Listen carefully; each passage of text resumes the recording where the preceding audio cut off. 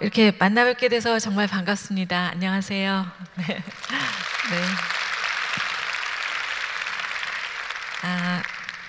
예전하고 똑같다고 그러셔서 제가 여기까지 올라오는데 아주 걱정이 많이 됐습니다. 제가 9시 뉴스를 했던 때가 1981년부터 한 11년, 12년 가까이 됐을 텐데 그때 이렇게 하고 나가면 화면이 부족했죠. 그때는 굉장히 호리호리하고 그랬어요. 그런데 진짜 세월을 이기는 장사가 없다고 좀 많이 변해서 죄송합니다. 네. 그냥 웃고 마실 거예요. 뭐라고 말씀을 하셔야죠. 똑같아요. 네, 우리 젊은이들은 아마 신은경, 그래서 영화배우 심은경이 오나 그러셨는지 모르겠습니다만 지금 청소년이나 청년들, 젊은이들은 잘 모릅니다만 제가 뉴스를 하던 1981년 그 즈음은 흑백에서 바로 칼라가 되던 시간이었고요. 지상파 채널이 많지 않았어요. KBS, MBC밖에 없었고요. 그래서 이제 옛날에 그 왜 로타리식 채널을 아시죠? 텔레비전까지 가서 이렇게 돌리는 거예요. 그래가지고 잘하시네요. 7번 돌리다가도 9번이 한 번 나오고요. 또 이렇게 11번 가다가 또 9번이 한 번 나오고, 그래서 참 안 볼 수 없는 채널이었었습니다. 그래서 전 국민이 다 봐주시고 그런 적이 있었답니다. 시간이 많이 지나서요. 벌써 한 30년, 40년 가까이 이렇게 된 것 같습니다. 아마 여기 오늘 오신 분들 중에는 제가 뉴스하던 시절에 고국에 계셨던 분들도 계시고, 또 그 이후에는 또 KBS 뉴스가 또 미국 지역에서도 방송이 돼서 여기서도 봐주신 분이 많으셨으리라고 생각합니다. 한 목사님은 제가 한 10년 전도 더 된 것 같은데요, 한국에 오셨을 때 마침 한번 뵙고 인사를 드렸던 적이 있어요. 그래서 기억하시고 이렇게 귀한 자리에 저를 초청해 주셔서 너무너무 감사합니다 말씀을 드리고 싶습니다. 사실 오고 싶다고 해서 올 수 있는 그런 자리도 아닌데요, 하나님께서 인도하시고 준비하셔서 오게 해주셔서 진심으로 감사드리겠습니다. 한 목사님 같이 훌륭하신 분이 매주 설교를 하시는데 저 같은 사람이 와서 무슨 얘기를 하겠습니까마는, 제가 어디서 읽은 책이 있는데요, 이런 이야기가 있었어요. 목사님께서 하시는 설교는 어떤 이제 물건을 이렇게 만들었다면 만드신 분이 이제 얘기하는 거예요. 이 물건이 얼마나 좋은 건지 모릅니다. 누구보다도 잘 아실 테니까요.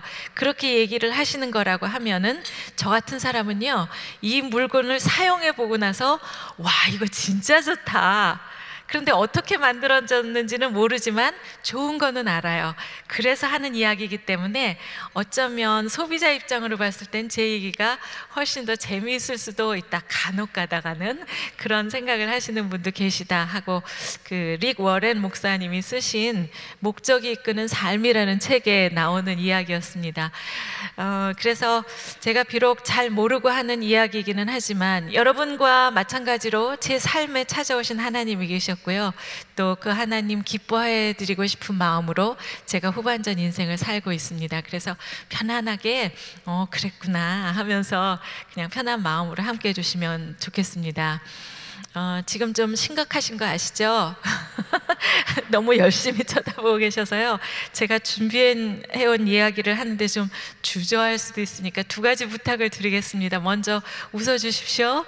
네, 아주 밝은 얼굴로 웃어주시면 제가 편안하게 잘할 수 있을 것 같아요. 치아가 8개 나오게 웃으면 예쁘다는데 한번 옆에 계신 분을 거울이라고 생각하시고 한번 웃어보시겠어요? 네, 그렇죠. 네. 그 얘기를 안 드렸군요. 어떤 분은 아래 위 합쳐서 8개인 줄 알고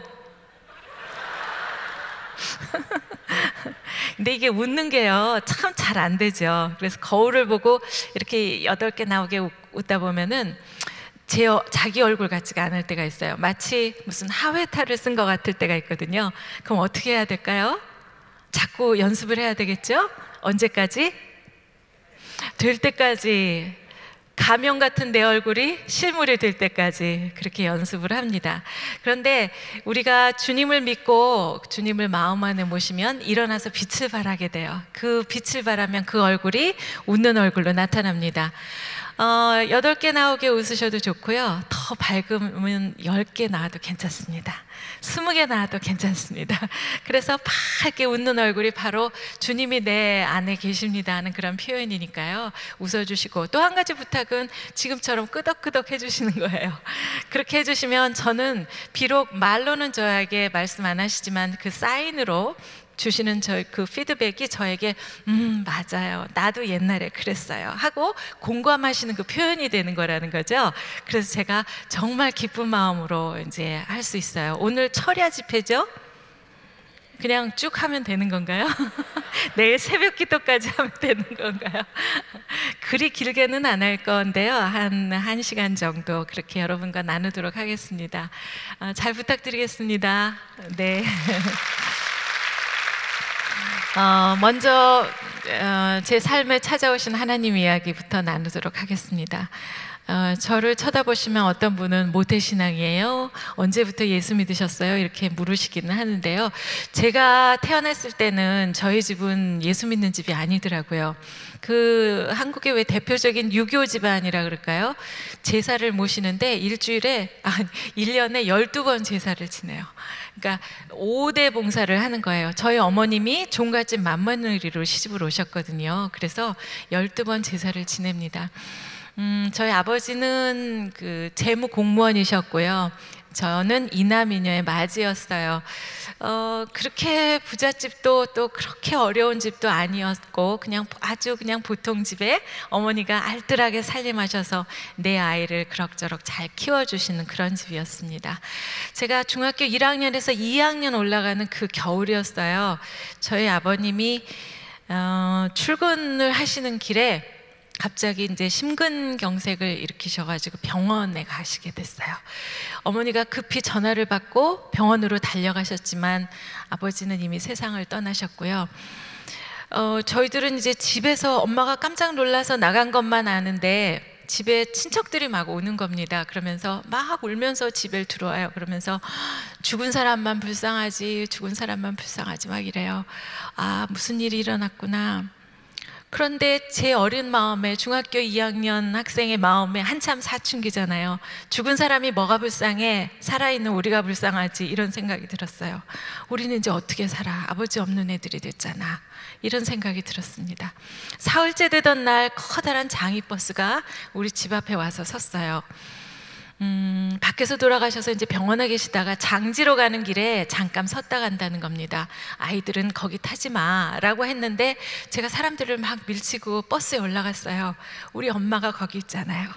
정말 아무 정신도 없는 사람처럼 앉아있고 그 깊은 슬픔에 빠져있는 엄마 옆에 앉았습니다. 그리고 엄마 손을 잡았어요. 그리고 마음속으로 엄마에게 말하면서 그것이 이제 제 인생의 결심이 됐어요. 엄마, 오늘은 너무 슬프지? 그렇지만 걱정하지 마. 내가 열심히 공부하고 훌륭한 사람 돼서 엄마 기쁘게 해줄게. 이렇게 엄마 손을 잡고 이제 결심을 했습니다.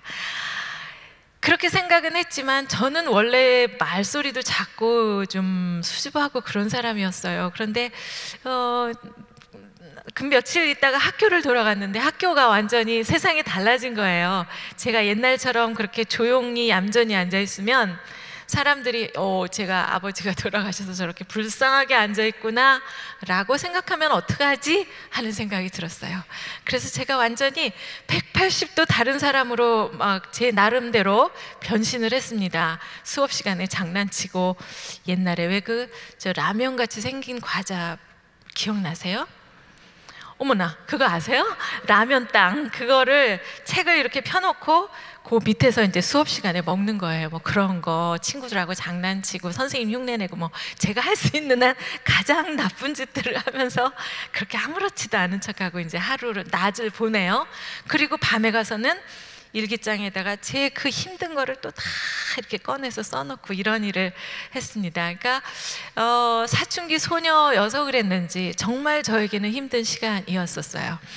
그때 저희 어머니께서 신기한 일을 한 가지를 하셨어요. 우리 사남매를 교회를 가라 그러시는 거예요. 아까 말씀드린 대로 저희 어머니는 종갓집 맏며느리라서 12번 제사 지내는 그 4대 부집 며느리인데, 아마 이런 생각이 드셨나 봐요.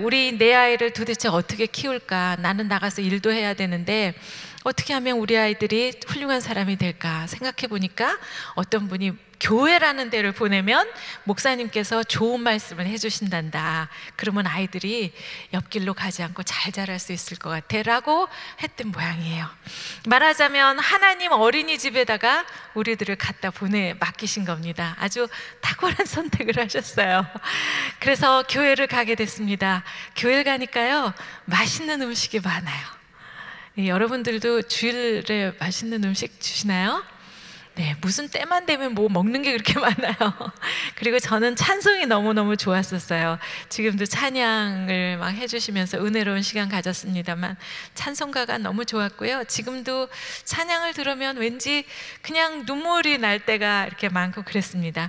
그런데 지금 생각하면 제가 살아계신 하나님 아버지를 그때 만나 뵙지는 못한 것 같아요. 왜냐하면 중학교 때 그렇게 교회 생활을 했지만 또 고등학교 들어가느라고 뭐 바쁘다고 교회를 안 가고, 대학 준비하느라고 또 세상에 나와서 아나운서라고 이름 알리느라고 너무 긴 시간 동안 하나님 전에 발을 들여놓은 적도 없었던 사람인 것처럼 그렇게 하나님을 잊고 오래오래 살았습니다.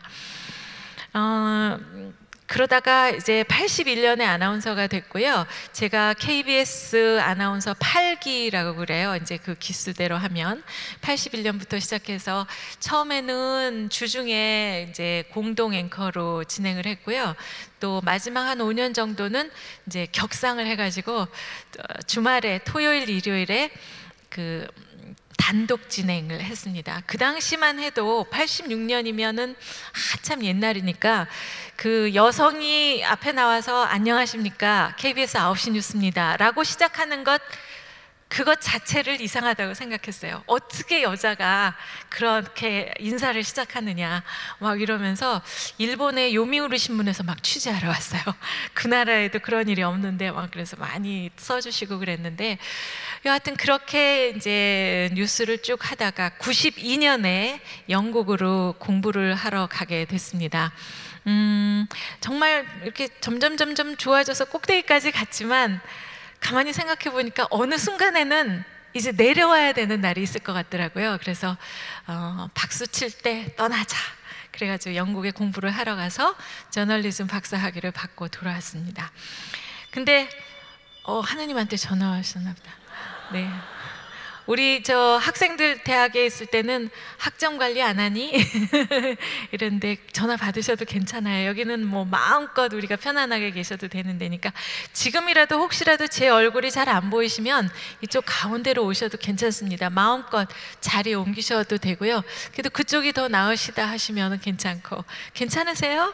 잘 보이세요? 네. 그래도 또 신은경이 주름이 좀 많아졌나 뭐 이런 것도 보셔야 할 테니까.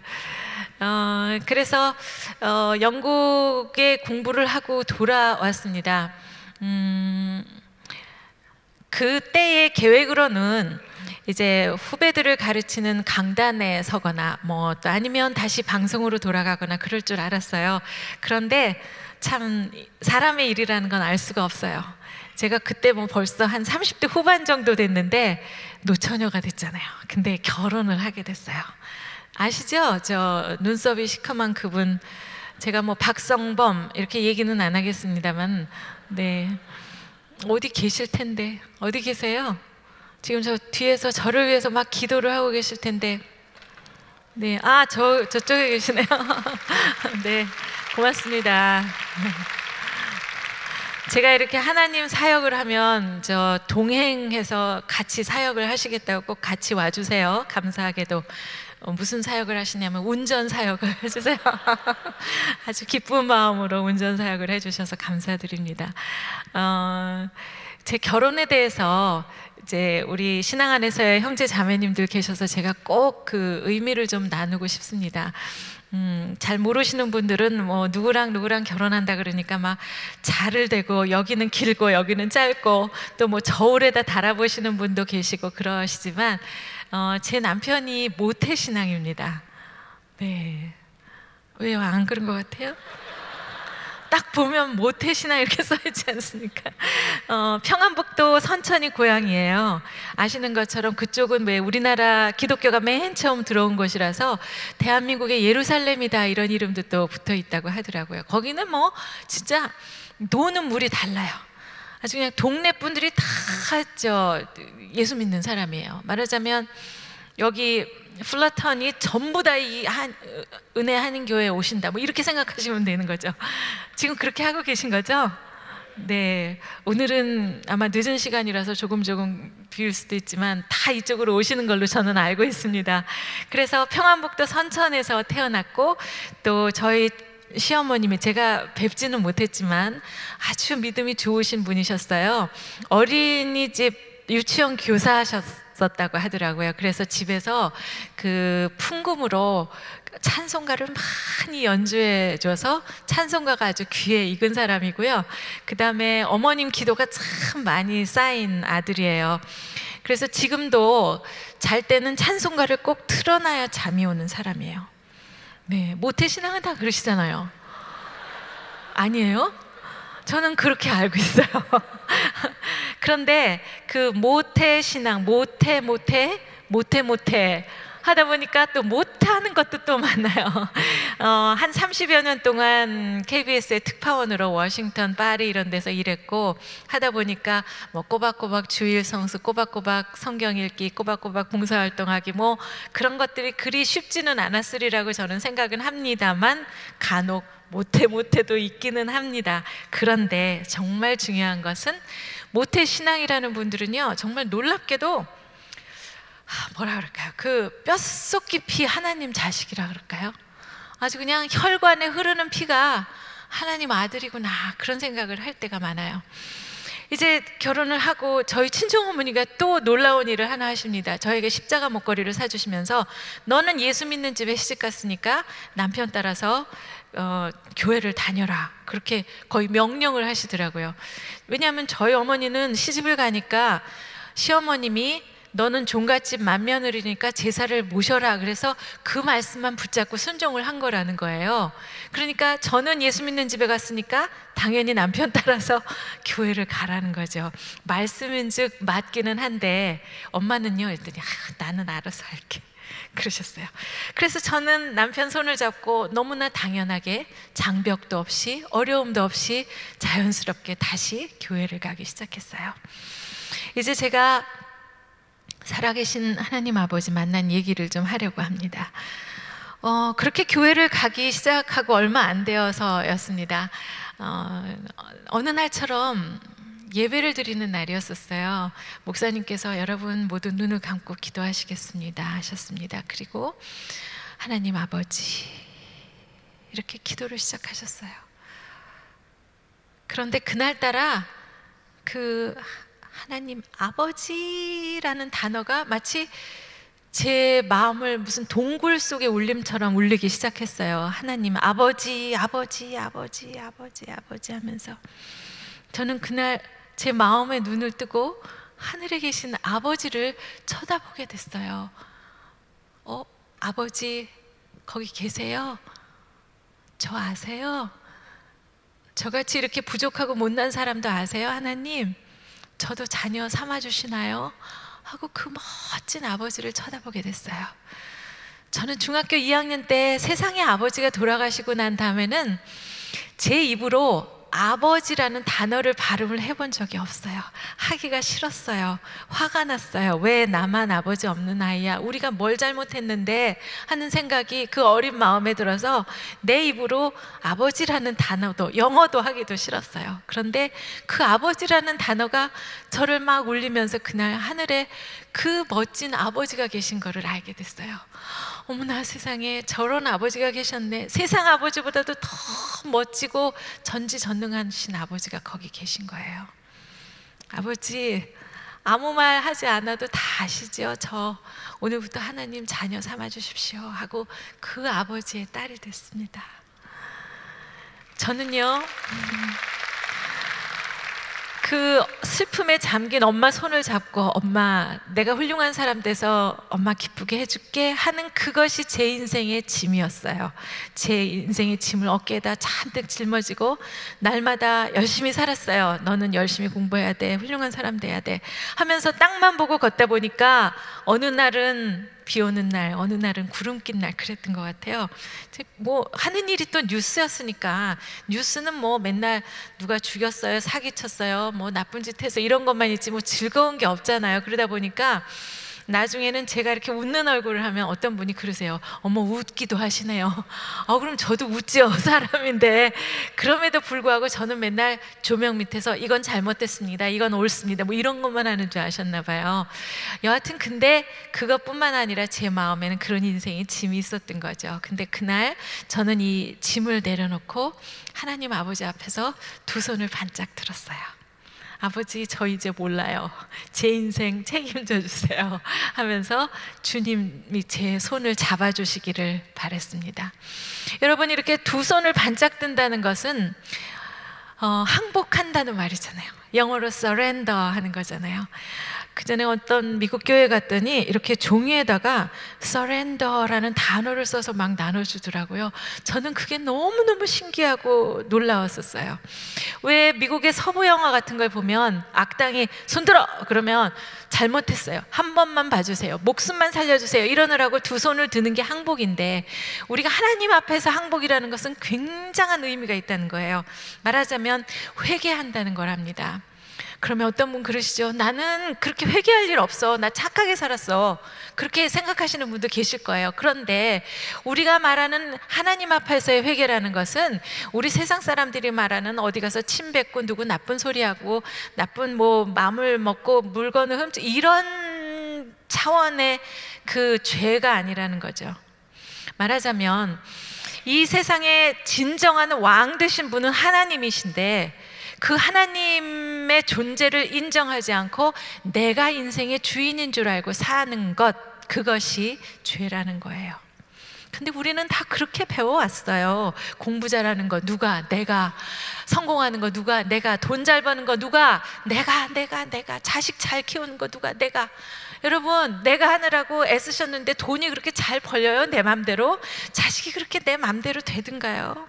똑같이 내 뱃속으로 나왔는데 하나는 고기 좋아하고 하나는 고추장 좋아하고 어떻게 할 수가 없는데요.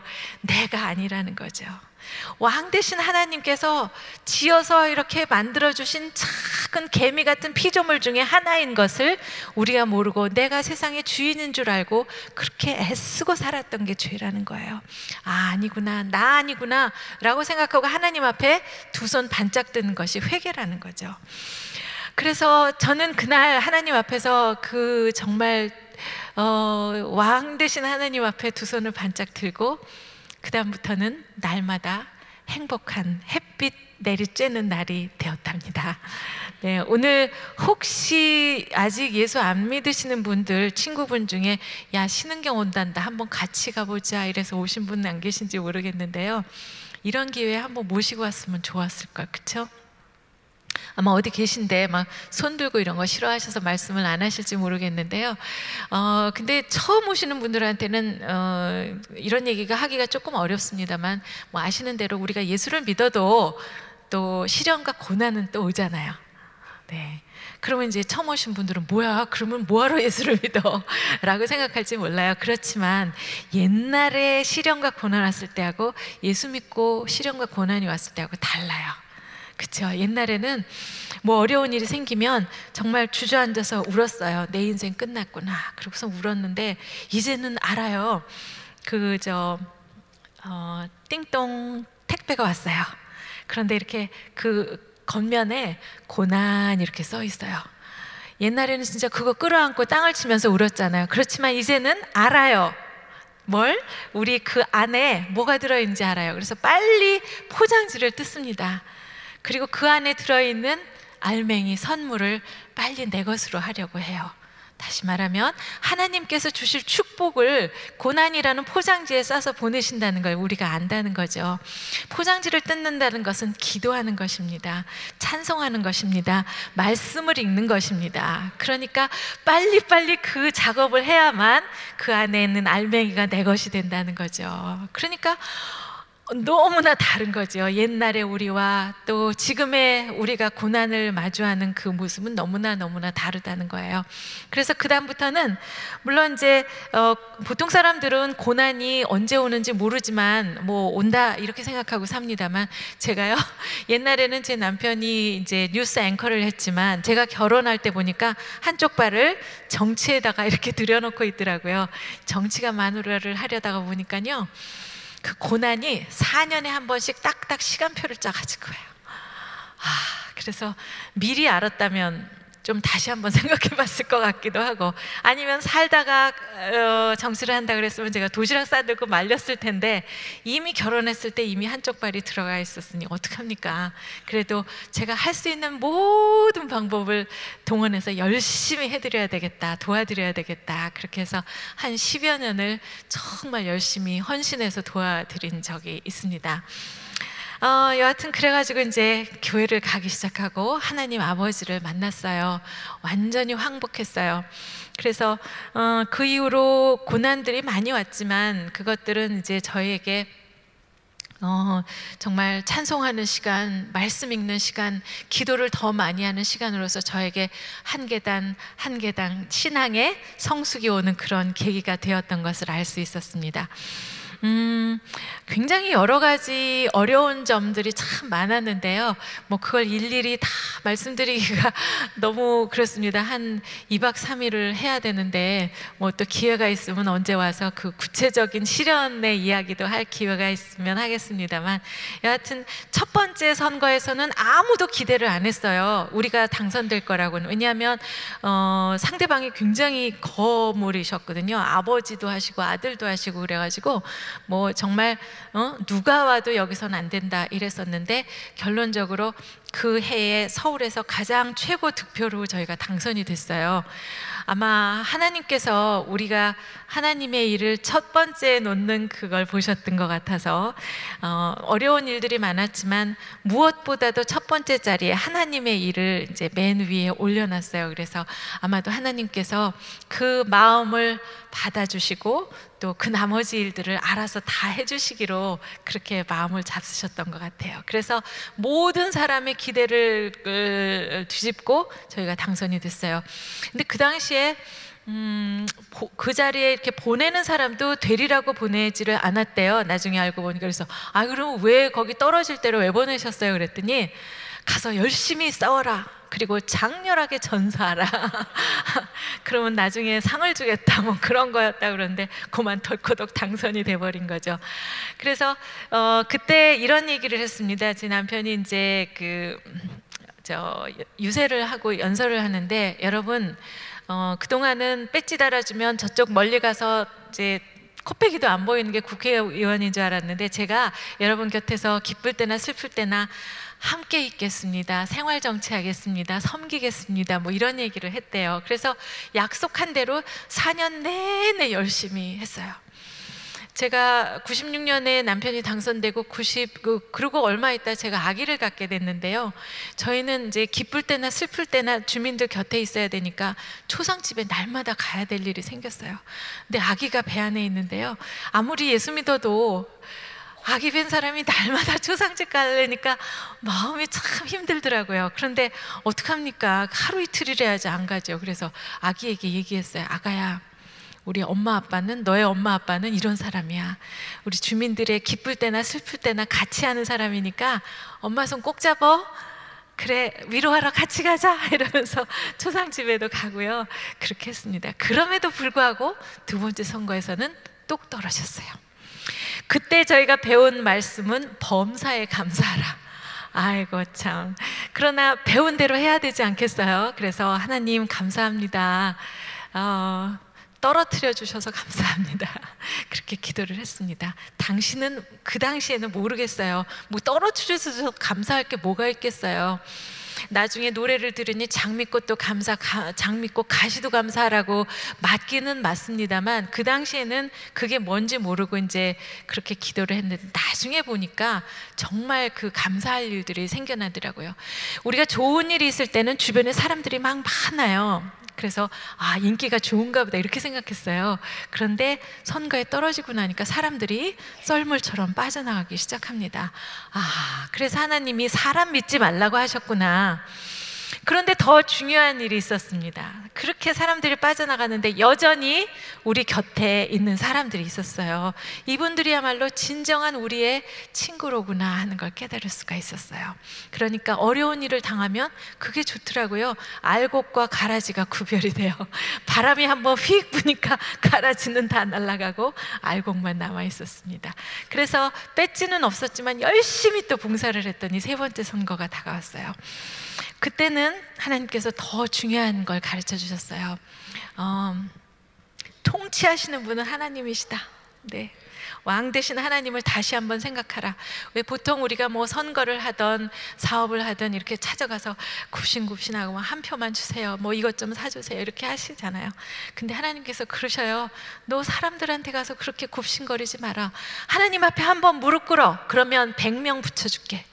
또 한 번 무릎 꿇어라. 그러면 1000명 붙여줄게.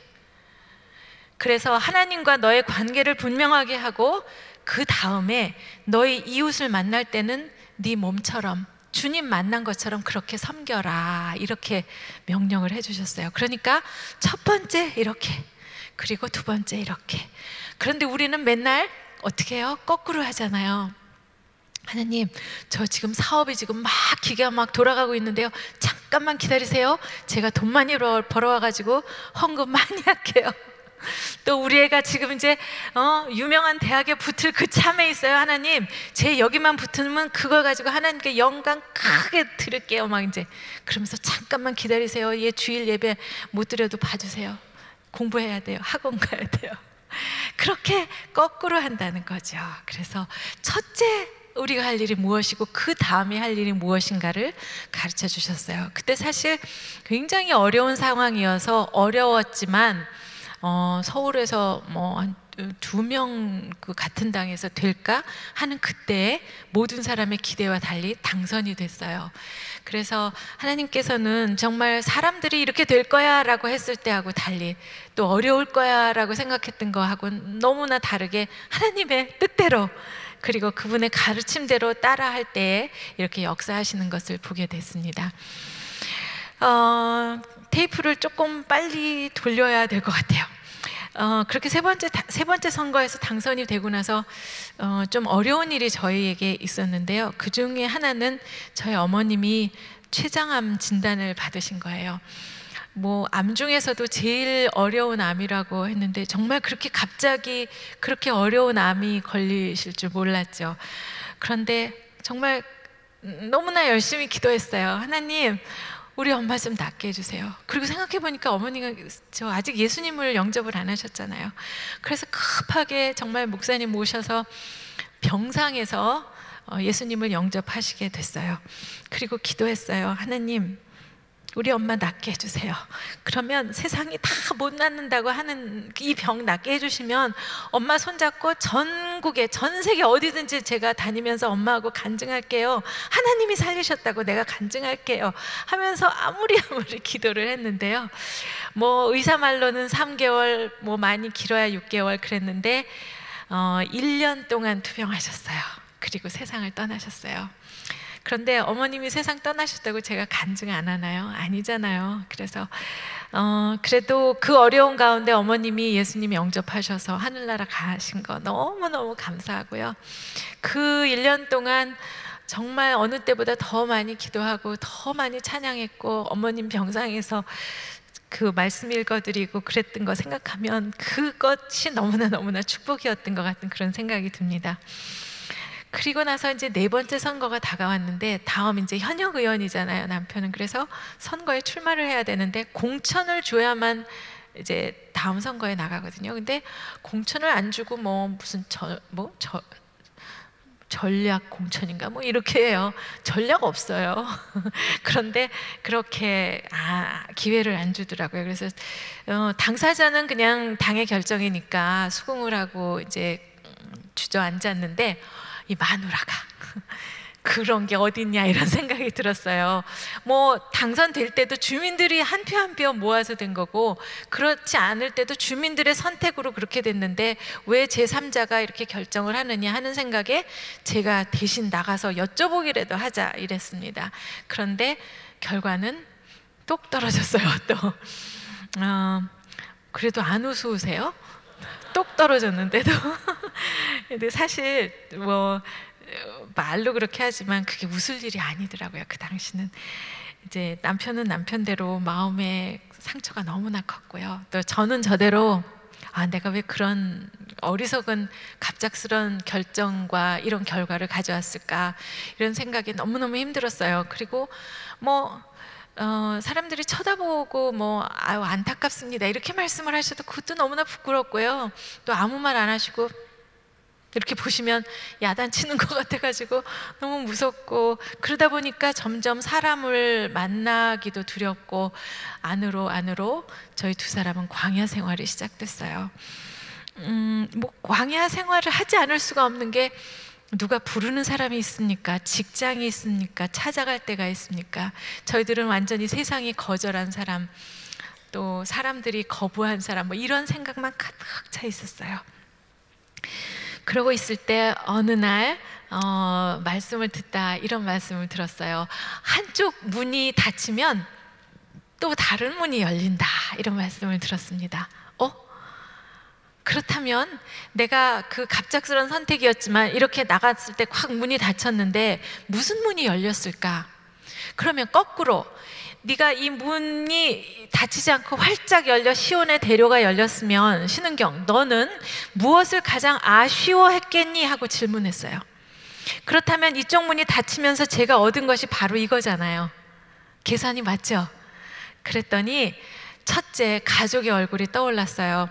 저는 그러니까 95년에 결혼하고 96년에 당선되고 97년에 딸을 하나 낳았는데 저희 친정어머니가 다 돌봐주시고, 저는 걔가 뭘 먹고 사는지 뭘 입고 사는지도 모르고 그러고 그냥 바깥으로만 돌아다녔어요. 남편 뒷바라지 한다고.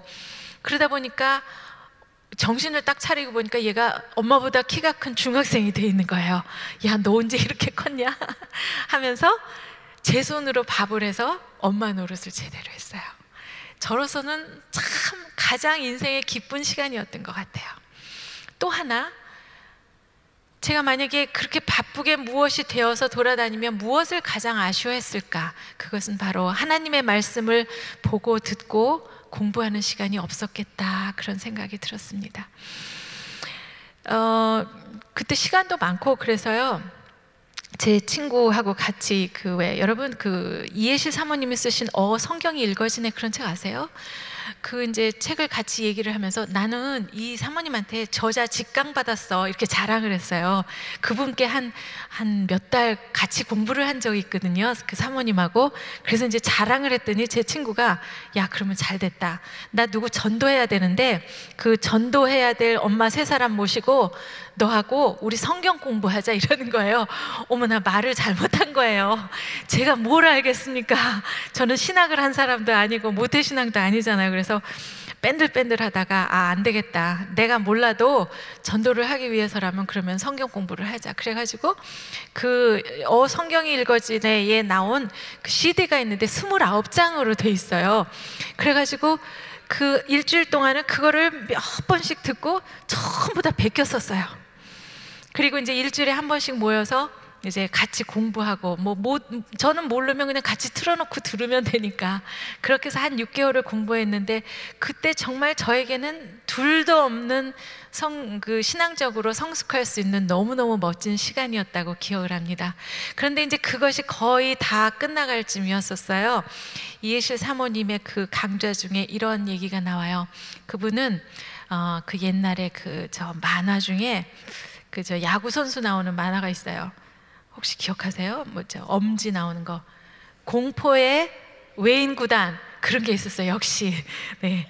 거기에 그 주인공이 여자친구를 위해서 하는 그 얘기가 있어요. 그 노래로도 나왔대요. 난 네가 좋아하는 일이라면 뭐든지 할 수 있어 하는 노래가 있대요. 난 너가 좋은 일이라면 나 게임도 질 수 있어. 얼마든지. 그런 노래가 있대요. 근데 이 사모님은 그 노래가 그렇게 은혜롭대요. 그 노래를 생각할 때마다 하나님께 기도가 된대요. 하나님, 아무리 내가 힘들고 힘든 상황에 있더라도 그 시련을 견디면서 하나님께 기도하신대요. 하나님, 기쁘십니까?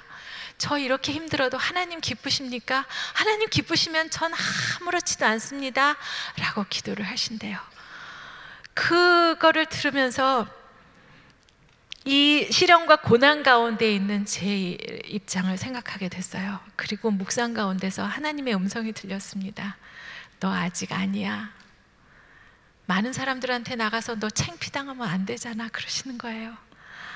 저는 사실 전 괜찮아요, 다 회복됐어요 라고 말했지만 하나님께 요만큼 섭섭한 마음이 있었던 것 같아요. 나는 헐헐 날고 싶은데 자꾸 하나님이 여기다 날개에다 돌멩이를 매달아서 막으시고 그런다는 생각을 이렇게 하고 있었던 것 같아요. 그런데 하나님께서 너 아직 아니야, 지금은 이리 와, 내 달콤한 말을 들어라, 이렇게 초대를 하시는 거였었어요. 저는 그날 정말 완전히 무너져가지고요, 엉엉 울었습니다. 하나님, 제가 뭔데 그렇게 사랑하세요? 저 그냥 아무거나 제 하는 대로 좀 놔두셔도 되잖아요. 많잖아요, 사람들. 하나님 사랑하시는 분 많은데 어떻게 저를 이렇게 기억하셔서 지금은 안 돼, 조금 있다가, 그렇게 제 인생을 계획하시고 기획하시고 또 간섭하신 우리 하나님이 너무너무 감사했어요. 하나님, 저 이러고 있으면 안 되겠네요. 저 뭐 할까요? 하고 그분께 여쭤봤습니다. 이렇게 앉아있는 저 원하시지 않으셨던 거예요. 그래서 이러면 안 되겠다, 툴툴 털고 일어났습니다. 그리고 제일 먼저 간 곳이 어떤 세미나에 가게 됐어요. 전 그래서 세미나, 연수 이런 거 되게 좋아해요. 그때마다 제 삶이 좀 변하거든요. 그래서 오늘 이 금요 집회 신흥여경이 온다고 오신 여러분들을 축복합니다. 오늘 여러분 인생에 굉장한 일들이 일어나셨으면 좋겠어요. 네. 그래서 하프타임 세미나라는 곳을 갔어요. 제가 이제 오늘 두 부분의 이야기를 드린다고 말씀드렸잖아요. 앞부분의 얘기를 이제 간단하게 말씀을 드렸고 이제 후반으로 넘어가게 됐습니다. 왜 신흥경이 하필이면 교회에 와가지고, 차라리 뉴스를 하면 내가 이해를 하겠는데 왜 교회에 와서 무슨 얘기를 하겠다는 거야? 라고 궁금해하시는 분들에게 답이 될 수 있는 얘기라고 생각을 해요. 하프타임 세미나를 갔어요. 거기서 말하는 내용은 뭐냐 하면, 인생이라는 것이 축구 경기처럼 전반전과 후반전이 있다는 거예요. 모든 사람의 목적은 후반전 인생을 승리로 이끄는 겁니다. 그렇게 하기 위해서는 중간 시간 하프타임에 물도 마시고 전략도 세워야 한다는 얘기예요. 말하자면 그렇게 하기 위해서 두 가지 중요한 질문을 하라, 이렇게 얘기를 합니다. 첫째는, 여러분 굉장히 중요한 얘기예요. 나는 누구인가 하고 질문하시는 거예요. 뭐라고요? 네, 나는 누구인가? 나는 도대체 누구이길래 하나님께서 만세전에 특별한 목적을 가지고 지으셔서 하필이면 이 미국 땅에, 내 조국도 아닌 이 땅에 여기다가 보내셔서 뭘 하라고 보내셨을까? 하고 질문해 보시는 거예요. 나의 은사, 나의 재정 상태, 나의 가정 상태, 나의 주변 뭐 이런 거 여러 가지를 다 따져보셔서 나는 누구인가 판단을 하시는 거죠. 저는요, 가만히 생각해 보니까 뭐 이렇게 커다란 것도 아니고 또 너무 그리 작지도 않은 한 요만한 꽃병 같은 사람이라는 걸 깨달았어요. 옛날에 제가 뉴스 하면서 많은 국민들이 알아봐 주시고 칭찬해 주시고 외국으로 공부도 하러 가게 해주시고 이런 모든 좋은 일이 있었을 때는 하나님께서 붓을 꺼내셔가지고 색색까지 물감으로 예쁘게 그림을 그리신 시간이었다는 걸 깨달았어요. 그런데 축복된 시간만 있었던 것이 아니잖아요. 저도 고난과 시련이 많았잖아요. 그때는 하나님 어디 계셨어요? 저를 잊으셨나요? 그때는 조각칼을 꺼내셔가지고 이 꽃병에다가 이렇게 홈을 파면서 무늬를 새기신 시간이라는 걸 깨달았습니다. 우리 인간의 생각으로는 그림을 그리실 때는 축복된 시간이야. 아, 기뻐. 그런데 이렇게 몸이 패어져 나갈 때는 고난 시련을 겪고 있구나. 하나님 어디 계세요? 아파요. 막 이러면서 기도하잖아요. 그건 우리 인간의 생각이었어요. 하나님께서는 걸작품 하나 만드시느라고 그림도 그리시고 무늬도 새기셨다는 거라는 거죠. 만약에 예쁜 꽃만 그려져 있고 무늬는 없다 그러면 나중에 제가 시련이 뭐예요? 이런 거 질문하면 얼마나 밥맛이 없겠어요. 네, 저는 여기 올라올 수가 없어요. 그런데 이것도 알게 하시고 이것도 알게 하고 하시느라고 걸작품 하나 만드시느라고 그렇게 작품 활동을 하셨다는 거죠. 여러분, 그래도 여기까지 나오기는 했지만 마음 가운데 지금 시련을 겪고 계신 분 계실지 몰라요. 또 고난의 골짜기를 지나고 계신 분 계실지도 몰라요. 그렇지만 괜찮습니다. 조금 있다 하나님께서는 또 색색까지 물감을 꺼내셔서 우리에게 예쁜 그림을 그리시는 시간이 곧 돌아올 거예요. 시각을 내 인간의 시각으로 여기 낮은 데다 두시지 말고 하나님의 높은 관점에서 한번 내려다보세요. 아, 하나님 작품 활동하시는구나. 나를 얼마나 멋있게 지으시려고 또 작품 활동을 하시는구나. 내 고난이 지나면 빨리 기도하고 찬양하고 말씀 읽으면 또 하나님께서 좋은 선물을 주시는 시간이 오겠구나 하고 기다리시라는 거죠. 그래서 그런 걸 깨달았어요. 그리고 옛날에 제가 아나운서하고 많은 분들이 알아주신 거, 이것이 제가 잘나서 했던 일이 아니라는 걸 깨달았어요. 아, 하나님이 내 후반 인생에 뭘 하라고 준비를 시키셨구나. 그래서 두 번째 질문을 하게 됐습니다. 두 번째 질문은 내 후반전 인생은 무슨 일을 하면서 하나님을 기쁘게 해드릴까라고 질문하는 거예요. 왜 태어나냐 하면 그냥 우리는 그냥 요만한 개미 같은 존재라서요, 그냥 하나님 기쁘게만 해드리면 되는 거예요. 네. 그리고 어떤 때는 근데 그런 생각이 참 편안합니다. 우리가 개미 같은 존재라서. 왜 여러분 주변에 잘난 척하는 사람 없으세요? 저는 그 잘난 척하는 사람 보면은 그렇게 생각해요. 아유, 똑같은 개미인데 뭘 저렇게 잘난 척하냐. 그러면 그렇게 마음이 편할 수가 없어요. 네. 그리고 왜 똑같이 연극 무대에서 잠깐 동안 연극하고 내려가는 게 인생이잖아요. 그런데 어떤 사람은 이제 그 금빛 옷을 입고 막 임금 역할을 해요. 근데 이 사람은 삼류 배우예요. 그래가지고 대사가 없어요. 그래서 그냥 이리 오너라 이거 하나밖에 없는데 번쩍번쩍한 멋있는 옷을 입고 나오잖아요. 근데 우리는 하나님의 자녀라서 인류 배우예요. 그런데 역할에 따라서는 때로는 허름한 옷을 입은 거지 역할도 할 수 있는 거라는 거죠. 그런데 인류 배우다 보니까 대사가 너무 많아요. 그래가지고 그냥 열심히 열연을 해가지고 이 무대에서 하고 이제 내려갈 때, 그때 박수는 누가 받아요? 인류 배우가 받잖아요. 그런데 그 번쩍번쩍한 옷을 입은, 임금 옷을 입은 사람이 야, 넌 옷이 그게 뭐냐? 그리고 우리를 업수히 여긴다? 이건 말도 안 되는 거예요. 그래서 삼류 배우가 번쩍거리는 옷 입고 잘난 척하면 속으로 그렇게 생각하세요. 아이고, 개미 주제에 뭘 그러냐. 이렇게 생각하고, 나는 아름다운 하나님의 자녀이니까 나는 인류 배우다, 이렇게 생각하시면 좋을 것 같습니다. 그래서 그렇게 이제 생각하면서 하나님 기쁘게 하는 일에 이제 두 번째 그 목적을 세우는 거예요. 그렇게 하다 보면 이제 결론으로 내 인생 사명이 나타나는 겁니다. 하나님께서 옛날에 좋아했던 그 일들을 다 후반전 인생에 무엇을 하라고 저에게 준비시켜 주셨다는 걸 깨닫게 됐어요. 그래서 이제 다음 순서 인생 사명 선언서를 쓰는 거예요. 인생 사명, 라이프 미션을 깨달아서 선언서, 스테이트먼트를 이렇게 진짜로 손으로 쓰는 거예요. 저는 깨달았어요. 이 성경 안에 있는 너무나 많은 말하기에 대한 명령이 있습니다. 아, 이건 내가 해야 되겠구나 깨달았어요. 그래서 하나님, 제가 하겠습니다. 성경을 바탕으로 한 말하기를 연구하겠어요. 그래서 책도 쓰고요, 강연도 하고요, 방송에도 나가겠어요. 어떤 사람을 대상으로? 이 신앙 안에서 형제자매님들, 또 뭐 청소년들, 청년들, 여성들, 직장인들, 제가 어디든지 가서 얘기할 거예요. 그래서 어떻게 할 건데? 그분들의 삶을 변화시키고 싶어요. 이렇게 인생 사명 선언서를 썼어요. 옆에 계신 분이 한마디 했습니다. 뻥이야. 너가 무슨 방송을 하냐? 누가 너 책을 쓰라 그랬어? 네, 뻥이에요. 그런데 어느 책을 보니까 그것을 거룩한 뻥이라고 그러더라고요. 왜? 내가 나 혼자 잘 먹고 잘 살려고 하는 게 아니라 우리 하나님 기쁘게 해드리려고 뻥쳤잖아요. 그러니까 거룩한 뻥이라는 거예요. 이것을 좀 더 전문적인 용어로 말하면 두 글자로 우리는 그것을 믿음이라고 합니다.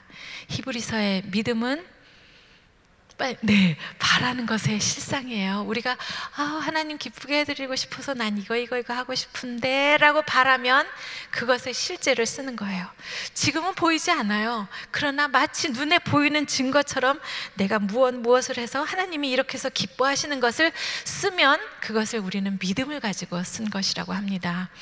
그 이후에 놀라운 일들이 벌어졌어요. 방송국에서 저더러 간증 프로를 하러 나오래요. 거기 나갔어요, 라디오에. 그랬더니 또 텔레비전에서 보고 또 나오라 그러는 거예요. 거기 나갔습니다. CTS에 갔더니 그 프로가 끝나자마자 그 새로 개편되면서 하는 방송인데 그거를 하라 그러더라고요. 제 프로그램에 생긴 거예요. 그래서 아름다운 사람들인가 그거로부터 시작해서 그 왜 김상복 목사님하고 같이 하는 7천 미라클이라는 프로그램 혹시 보셨는지 모르겠는데요. 그 프로그램을 한 4년 정도 이렇게 진행을 했습니다. 그리고 어떤 출판하시는 분을 만났는데 제가 이런 계획이 있습니다. 그렇게 얘기를 했어요. 좋은 생각이에요. 우리 책 냅시다. 이렇게 됐어요. 그래가지고 책을 내려고 이제 가서 사인을 하러 갔어요. 그런데 이제 뭐 이렇게 서류를 들여다보고 있는데 이분이 하시는 말씀이 하나님 자가 나오면 베스트셀러는 안 됩니다. 이러더라고요. 그래서 제가 괜찮아요. 하나님이 주어인데 뭐 어떻겠어요? 나중에 진짜 이름을 이렇게 정말 사인을 하려고 그랬더니 또 그런 얘기를 하시는 거예요. 베스트셀러는 안 됩니다. 그때 제가 말을 잘못했어요. 괜찮아요. 베스트셀러 안 되면 스테디셀러가 되면 되잖아요.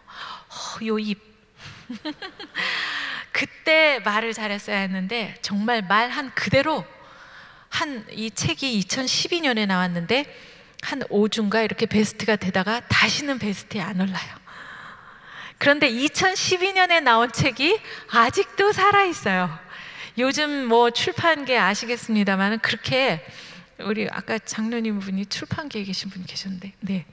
책이 그렇게 수명이 길지 않잖아요. 아무리 뭐 유명한 사람이 있는 책이라도 6개월, 1년 가기가 쉽지가 않은데 자그마치 몇 년을 살아있는지 몰라요. 그래서 이 말을 잘해야 되는 거예요. 그때 제가 됩니다. 베스트셀러 됩니다. 이렇게 했어야 되는데 그래서 다음번에는 그렇게 하려고 그래요. 다음번에 책 내면 반드시 베스트셀러를 만들겠습니다. 그래서 정말 놀라운 그런 일들이 기적처럼 일어나서 정말 오늘도 제가 여기에 이렇게 선다는 게 기적이 아니고 뭐겠어요. 제가 요 직전까지는 그 여성가족부 산하의 한국청소년활동진흥원이라는 곳에서 이제 임무를 사역이라 그래야 될까? 하나님이 보내셨다 생각하니까요. 공공기관이긴 하지만 매일매일 나가야 되는 직장이었었습니다. 그런데 3월 21일자로 그 임무를 마무리하게 됐어요. 그래서 제일 먼저 떠오른 것이 우리 미국 지역에 있는 우리 교포님들 계신데 한번 같이 가서 이 홀리 스피치를 나눴으면 좋겠다는 생각에 그냥 바로 달려왔습니다. 잘했죠? 네. 감사합니다. 그래서 그래도 여기까지 왔는데 그 홀리 스피치가 도대체 무엇인지 하는 걸 좀 말씀을 드리는 게 좋겠죠? 네, 이 홀리 스피치 영어로 썼습니다만 말 그대로 경건한 말하기, 하나님이 기뻐하시는 말하기, 또 하나님이 명령하신 말하기 그렇게 생각하시면 좋을 것 같아요. 뭐 덕이 되는 말하기. 제가 이제 그 인생 사명 선언서를 쓰고 나서 이제 깨달으면서요. 이제 뭘 해야 되겠다 생각하면서 이 책을 쓰기를 준비를 했습니다. 그리고 아까 우리가 읽은 잠언 18장 21절처럼 죽고 사는 것이 혀의 권세에 달려있다 하는 말씀을 기본으로 해서 이제 준비를 하기 시작했어요. 근데 저는 뭐 아는 게 없어요. 어디에 뭐가 있는지. 그래서 이제 잠언을 시작으로 말하기, 듣기, 혀 뭐 이런 단어가 있는 거를 이렇게 줄을 치기 시작했습니다. 새파랗게 이렇게 말에 대한 그 명령들이 너무너무 많은 거예요. 야, 이런 말들이 있었네. 이렇게 말이라는 것이 중요하고 무섭구나. 그러다가 읽다 보니까 아유, 정말 왜 이런 것까지 써놓으셨을까 하는 것도 있었어요. 바가지 긁는 마누라란 사느니 차라리 광야에서 옷막을 짓고 사는 게 낫겠다고 그러시더라고요. 근데 그게 한 번도 아니고 또 나와요. 그래서 영 불편했습니다. 야, 장로님 그러세요? 그렇게 마누라 잔소리가 그러세요? 근데요, 저희 여성들 여러분, 우리가 언제 잔소리했어요? 그죠? 우리는 진짜 양해하게 되는 말씀만 했어요. 뭐 마누라 말을 들으면 뭐 어디서도 뭐를 얻어먹는다 이런 말도 있는 것처럼 우리는 정말 좋은 말씀만 드렸는데 들으시는 분이 잔소리로 들으시니까 이거 참 어려운 노릇이더라고요. 그래서 근데 이 잔소리라는 게 계속하면 그 빗방울처럼 이렇게 떨어져 가지고 밑에 있는 바위가 막 패인다고 이렇게 나오더라고요. 그래서 이제 아무리 좋은 얘기라도 잔소리로 들으신다면 하지 말아야 되겠구나 이런 생각을 했습니다. 그래서 이제 책이 나왔는데요. 간단하게 오늘 말씀을 드리면 하나님께서 명령하신 대로만 그냥 하면 되겠더라고요. 첫째는 말을 잘하려면, 홀리 스피치를 하려면 첫째는 잘 들으라고 말씀을 하셨어요. 말하기는 더디하고 입은 다물고 듣기는 속히 하라 그러셨어요. 또 화내는 것도 속히 하라 그러셨어요. 그러니까 입은 다물고 귀는 열어라. 제가 시작하면서 여러분 웃어주세요, 끄덕끄덕 해주세요 이렇게 말씀드렸는데요. 사실 그 우스갯처럼 말씀드린 그것이 경청이 아주 최고의 스킬이에요. 이제 내일 모레 우리 한 목사님 오셔서 이제 주일날 설교하실 거잖아요. 그때 어머나 터키 갔다 오니까 우리 성도님들이 다 얼굴이 달라지셨네 이렇게 깨달으실 수 있도록 여러분들 막 진짜 치아 8개, 10개 막 이렇게 나오게 웃으시면서 막 끄덕끄덕 하면서 막 그 얼굴로 그대로 하시는 거예요. 간간히 막 아멘 할렐루야 하면서 설교 들으시는 거 아시겠죠? 네, 아시겠죠? 네, 지금처럼 원래도 잘하셨겠지만 더 잘하시도록 그렇게 해서 경청을 하는 게 너무나 중요합니다. 사실 여러분 아이들이 학교 갔다 돌아오면 부모님들은 바쁘시니까 뭐 설거지도 하고 전화도 받고 이러면서 뭐 학교에서 어쨌다 그러면 그래 다 대답을 해주잖아요. 그런데 중요한 것은 귀로는 듣지만 더 중요한 것은 제가 지금부터 말씀을 드리겠습니다. 경청은 눈으로 하는 거예요. 두 눈으로 하고 얼굴로 하고 몸 전체로 하는 거예요. 아무리 제 이야기가 은혜롭다 하더라도 이렇게 눈을 감으면서 묵상을 하시면서 들으시잖아요. 그러면 제가 오해를 해요. 어머나 재미없으신가 봐, 잠 오시나 봐. 사실 그게 아닌데도 불구하고 오해를 받을 수도 있다는 거예요. 그러니까 절대로 눈을 감으시면 안 됩니다. 교회를 오래 다니시는 분들은 벌써 목사님 한 문장만 나오면 오늘 무슨 주제인지 알아요. 여러분 아버지와 아들이 살았습니다. 오늘 당자의 얘기구나. 그래갖고 이제 다 알아셔요. 그래도 정말요? 어떤 아버지요? 어떤 아드님이 하면서 눈을 반짝이면서 고개를 끄덕이면서 들으셔야 돼요. 그래서 그 아이가 돌아와서 학교에서 이렇게 돌아왔을 때 고개를 돌리시고요, 그 아이의 눈을 쳐다보면서 말씀을 하셔야 된다는 거죠. 여러분 아이가 세상에 태어나서 맨 처음 이렇게 한 1년쯤 지나서 이렇게 짚고 일어나고 입을 열어서 아빠, 엄마 할 때 기억나세요? 그때 여러분 너 말하냐? 이런 분 하나도 없으셨어요. 얘가 말한다고, 우리 아이가 걸었다고. 다른 집 애들도 다 걸어요. 그런데 그렇게 우리 애만 뭐 하는 것처럼 막 난리가 나잖아요. 그러니까 그때처럼까지는 아니라 하더라도 반만 하시면 돼요. 너 학교 갔다 왔니? 오늘 무슨 질문했어? 선생님이 뭐라 그러셨어? 뭐 이렇게 그런 반응을 해주셔야지 진짜 경청이다 이런 얘기입니다. 그리고 말은요 간단합니다. 하나님이 싫어하시는 말은 안 하면 되고 하나님이 기뻐하시는 말은 하면 됩니다. 네, 하나님이 싫어하시는 말 제가 한번 꼽아볼게요. 불평, 불만, 비난, 비판, 또 부정적인 말, 자기 비하 이런 말들이 있어요. 전부 다 비읍자가 들어가서 어떤 분은 또 뭐 바보 같은 말이라고 그러시기도 해요.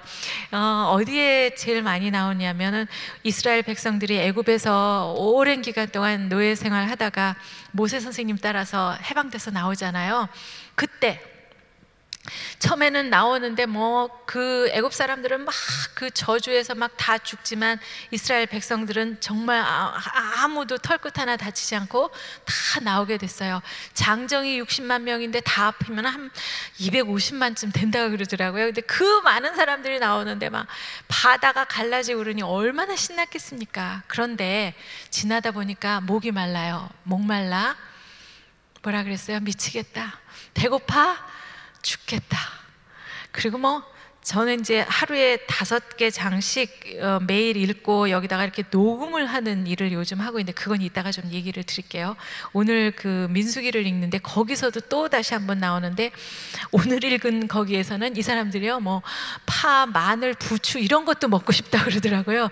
처음에 이제 고기 못 먹었다고 그러면서 불평 불만 또 모세 선생님을 향해서 비난 비판을 합니다. 당신이 말이야 애굽에 장지가 없어서 우리를 이 광야에서 죽이려고 데리고 나왔습니까? 이렇게 말을 해요. 차라리 노예 생활할 때가 더 좋았다. 그렇게 무서운 얘기를 하니까 하나님이 화가 나셨어요. 그래서 뭐라 하시니까 이제 모세가 막 빌고 또 간절히 기도를 하니까 한 번 봐주시고 또 한 번 봐주시고 이렇게 넘어갔습니다. 그리고 그 12명 그 가나안 땅에 정탐하러 보냈더니 10명은 부정적인 이야기를 해요. 포도는 맛이 있었지만 거기는 너무 무서운 사람이 있어서요 우리는 메뚜기예요 이랬어요. 그런데 2명만은 믿음의 말을 하지요. 여호수아하고 갈렙 이 두 아저씨는 믿음의 말을 합니다. 우리는 갈 수 있습니다. 만군의 여호와의 힘으로 우리는 갈 수 있습니다. 쟤네들 우리 밥이에요. 아무것도 아니에요. 이렇게 믿음의 말을 했어요. 그래서 여호와 하나님께서 들으시고 그래 그럼 너희 둘만 들어가. 믿음 없는 이 1세대들은 다 들어가지 말아라.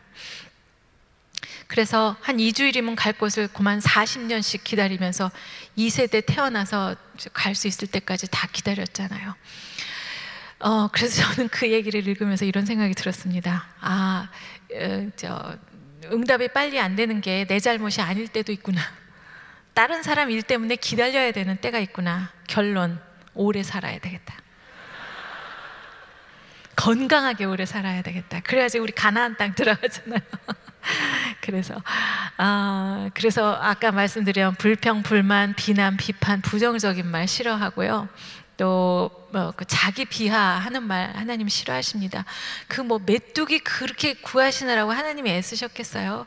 너무나 귀한 자녀들이라서 그렇게 모든 고난을 헤치고 구하셨는데 아유 메뚜기예요 이러니까 왜 여러분들도 그러시잖아요. 내가 안 먹고 안 쓰고 정말 그 애 키우느라고 이렇게 고생을 하는데 시험 잘못 봐가지고 안 놓고서 아이고 나 같은 게 뭐 뭐를 해요 이러면 정말 화가 나요. 왜 네가 왜 못해? 엄마가 뭐 때문에 이렇게 고생하는데 아빠가 뭐 때문에 이렇게 안 먹고 안 쓰고 하는데 너 잘 되라고 이렇게 하는데 하고 화가 날 때가 있는 거 마찬가지일 것 같아요. 하나님께서는 우리가 그 자기 비하하는 말 할 때마다 화가 나셔요. 우리가 흙수저 이렇게 말하면 네가 누군데 내 귀한 자녀인데 어떻게 너 흙수저라고 말할 수 있니? 너는 영원히 금수저야. 살면서 흙 좀 묻히는 거 괜찮아. 너는 원래 금수저야 하시고 계실 것 같아요. 그래서 그런 말들 이제부터 우리 입에 안 올리도록 하겠습니다. 그러면 어떤 말을 할까요? 이 또한 쉽습니다. 감사하는 말. 네, 범사에 감사하라. 그런데 제가 이제 요 직전까지 있었던 한국청소년활동진흥원이라는 곳에서 일할 때 감사 캠페인을 벌인 게 있어요. 왜냐하면 2016년 3월에 이제 처음 갔더니 어떤 자료를 봤는데요. OECD 국가 중에서 한국의 청소년들이 가장 행복하지가 않았어요. 한국 청소년들이 공부는 제일 길게 해요. 평균 8시간 반을 해요. 뭐 더 많이 하는 애들도 있지만 그렇게 공부도 많이 하고 또 잘해요. 수학 능력도 뛰어난데 문제는 너 행복하니? 그러면 행복하지가 않다 그래요. 그래서 안 되겠다. 얘네들을 어떻게 하면 행복하게 해줄까? 그것은 감사로부터 시작해야 되겠다. 그래서 제가 고마워요라는 캠페인을 시작했어요. 요는 YO를 쓰는데 뭐 youth라는 약자에서 쓰기도 하고, 아이들이 왜 힙합하면서 어째요 그래요 이러는 거 있잖아요. 그래서 그걸 썼는데 진짜 힙합하는 아이들 말하기를 요새는 그런 거 안 한다네요. 여하튼 뭐 그래가지고 감사하는 거를 했습니다. 감사는 뭐 감사할 게 있어야지 하는 생각을 가지는 분도 계시겠습니다만, 감사는 정말 소소한 것도 감사하면 할 게 많습니다. 나이가 점점 들어갈수록 아침에 눈 뜨면 감사해요. 오늘 살았잖아요. 그리고 내 두 발로 걸어서 또 나가서 내 힘으로 음식을 씹는 것, 모든 게 너무너무 감사합니다. 그리고 두 번째는 감사할 수 없는 것도 감사합니다. 장미꽃 감사, 장미꽃 가시도 감사하시죠. 그 다음에 세 번째네요. 신기하게도 미리 감사하면 너무 좋습니다. 저는 오늘 오면서 오늘 한인은혜교회에서 정말 은혜로운 집회가 될 것을 미리 감사하고 왔어요. 이 늦은 시간에 한 분도 졸지도 주무시지도 않으시는 걸 보면서 미리 감사한다는 게 이렇게 기적 같은 일이구나 알게 되었습니다. 아멘이에요. 네, 그 다음에 감사와 칭찬, 하나님 기뻐하십니다. 잘한 일에 대해서는 잘했어요 라고 칭찬하세요. 수학시험 잘 보면 잘했어요. 또 영어시험 잘 보면 또 잘했어요 라고 하셔야죠.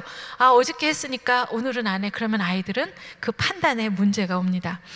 잘했어요. 또 하나는 별로 잘한 것이 없다 할 때는 이렇게 엄지손을 올리셔 보세요. 두 쪽 다. 그래서 훌륭해요 라고 하시는 거예요.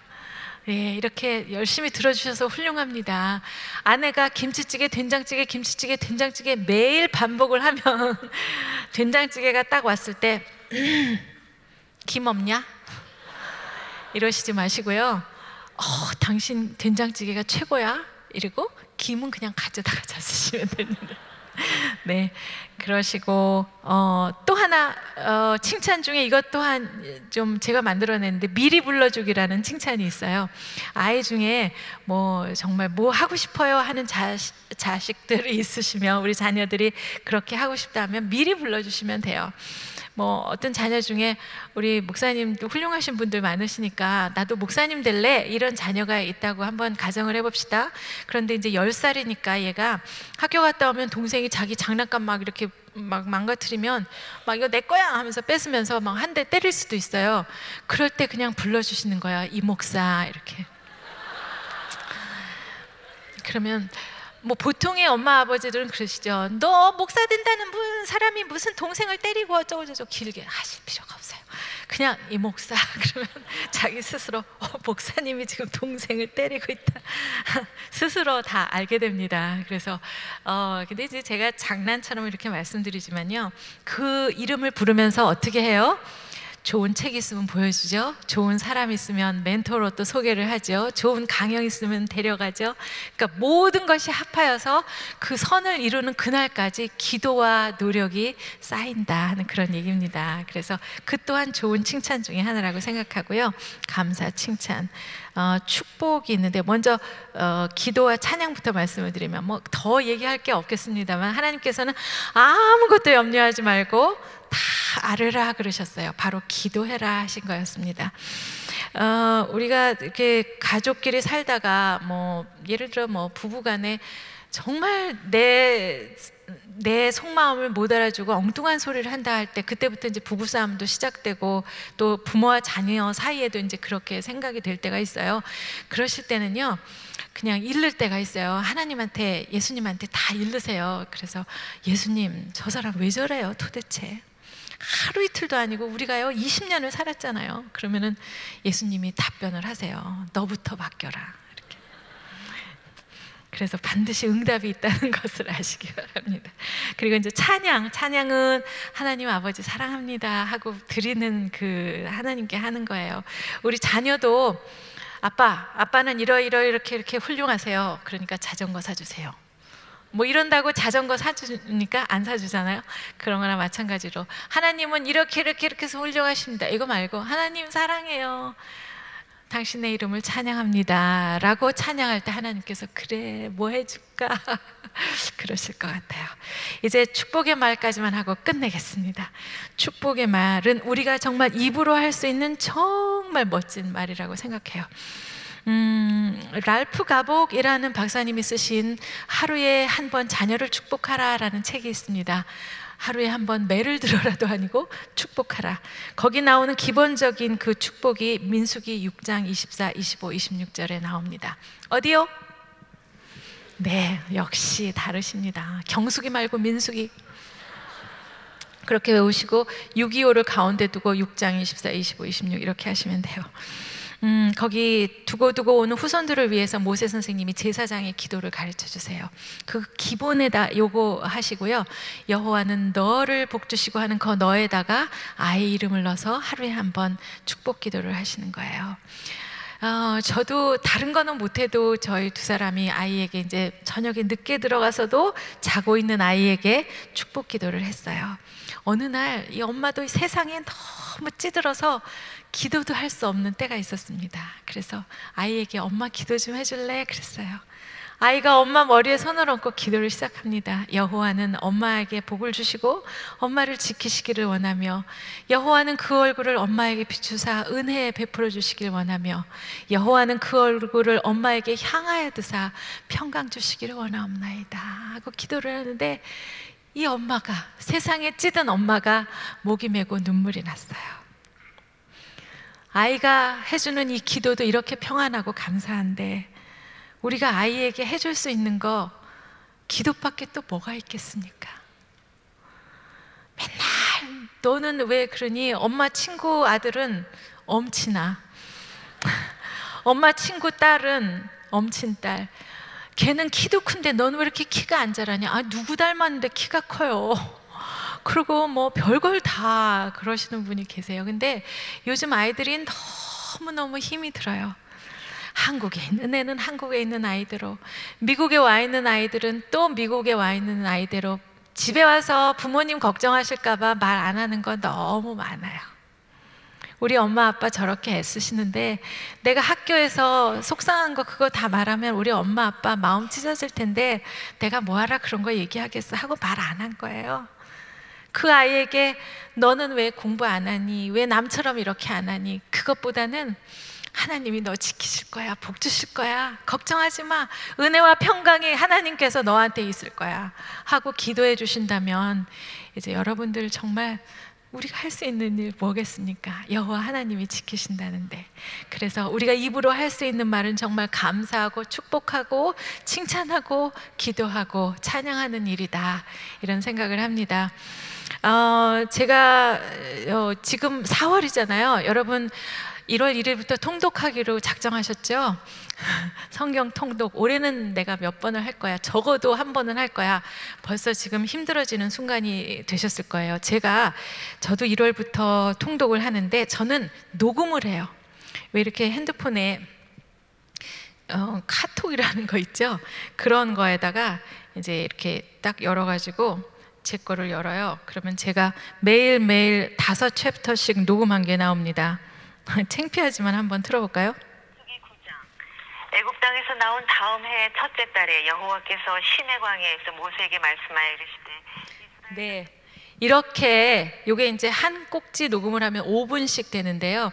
5챕터를 읽으면 한 25분, 그래서 뭐 5개 정도 이렇게 녹음을 합니다. 그래서 그 같이 읽는 친구들이 있어요. 아나운서 후배하고 이렇게 해서 서너 명이 해서 자기가 읽은 거를 숙제 내듯이 그 공동 카톡방에다가 이렇게 보내요. 그러니까 그러면 내가 미리 한번 눈으로 읽어보고 녹음하면서 한번 하고, 또 그냥 이렇게 녹음하시면 돼요. 별로 어렵지도 않으세요. 그리고 이제 다른 사람이 한 것 또 한번 읽어보고. 근데 눈으로 읽은 것하고는 정말 비교가 안 되게 정말 머릿속에 이렇게 들어가고, 또 이거 녹음하기 전에 기도합니다. 하나님, 이 말씀이 그냥 제 골수에 쏙쏙 들이배게 해주세요. 이렇게 기도를 하면서 하면 그날은 더 잘 외워지고 더 그렇게 되는 경우가 있어요. 그래서 저는 근데 잘 하지는 못해서 이렇게 하면서도 한 적이 있고 다시 읽는 적이 있는데, 그냥 버리기가 아까워서 제 블로그에다가 올려놨어요. 혹시 어떻게 녹음을 했나 궁금하시거나, 아니면 내가 요새는 눈이 좀 침침해서 이거 읽기가 어렵다거나, 아니면 주변에 시각장애 있으신 분들이 있다거나 하면 네이버 블로그 거기, 그러니까 네이버 검색창에 성경 읽는 신권사, 성경 읽는 신권사 이렇게 쓰시면 거기 제 거 나와요. 그러면은 그냥 다운 받으셔가지고요, 이렇게 일하시다 청소하시다가도 이렇게 틀어놓고 들으셔서 반복해서 들으세요. 그래서 제가 기를 쓰고 매일매일 녹음을 합니다. 지금 77회까지인가 나갔어요. 그래서 전체를 다 녹음을 하면 1년쯤 걸릴 것 같아요. 제가 하루도 빼지 않고 할 수 있게 기도해 주시고요, 또 마음껏 가져다가 주변에 계신 분들도 들으셔도 좋고, 또 직접 그 가정 예배 들으시는 분들 계시잖아요. 3명도 좋고 5명도 좋고 이렇게 모이셔서 나도 이번에는 녹음하면서 통독하겠어, 이렇게 하시면 정말 좋을 것 같습니다. 이번 그 미주 집회 여행은 제 친구, 여기 이제 CHTV 56.9에서 방송을 하고 있는 윤우경 본부장이 있는데요. 고등학교 동창이에요. 여기 앉아서 저를 감시하고 있어요. 인사 좀 하십시오. 기독 여성 방송인들 연합의 이제 중심이기는 한데, 이번 기회에 여기 미국에서도 참 어려운 상황에 있는 청소년이 있다는 얘기가 들었어요. 그래서 얘기를 들었어요. 그래서 어렵고 공부는 잘 해놨지만 대학 가는 것이 어려운 그런 친구들에게 조금이나마 좀 도움이 되기 위해서 제가 다니는 집회 이렇게 설명해 드리고, 가능하면 그 마음들을 모아서 그 소외 청소년들을 도와주자 하는 마음이 이제 합해서 이렇게 진행이 되고 있습니다.